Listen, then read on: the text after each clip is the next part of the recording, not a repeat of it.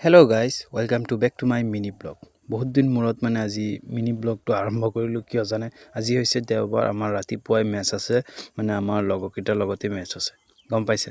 এতিয়া আমি ৰাস্তাটো পাৰ হৈ ফেটেল মাৰি চাইকেল মাৰি পাই গৈছোঁ ষ্টেডিয়াম ভিতৰত সোমাই চাওঁ আমাৰ লগৰকেইটা বহুত কষ্ট কৰি আছে, পিছত ৰোলাৰ মাৰি আছে।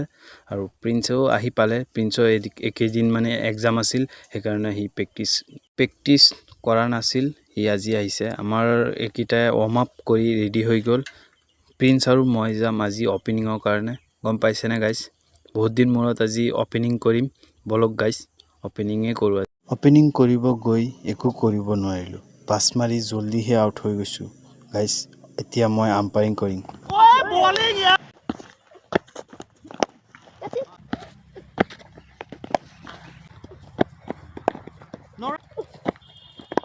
আধা ঘণ্টামান আম্পায়াৰিং কৰি পিছত মই কৰিলোঁ ফিল্ডিং গাইজ। আমাৰ স্ক'ৰ বহীটো হ'ল এইটো। আজি বহুত বেয়া খেলিছোঁ গাইজ।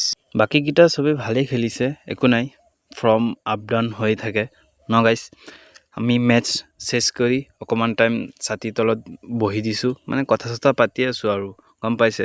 আজি আমি অকণমান সোনকালেই ঘৰত যাম। ফেটেল মাৰি লাষ্টত ঘৰত আহি পালোঁ। আজিৰ কাৰণে ইমানখিনি। ভাল লাগিলে লাইক কৰিব। বাই বাই গাইজ, আজিৰ কাৰণে বাই বাই।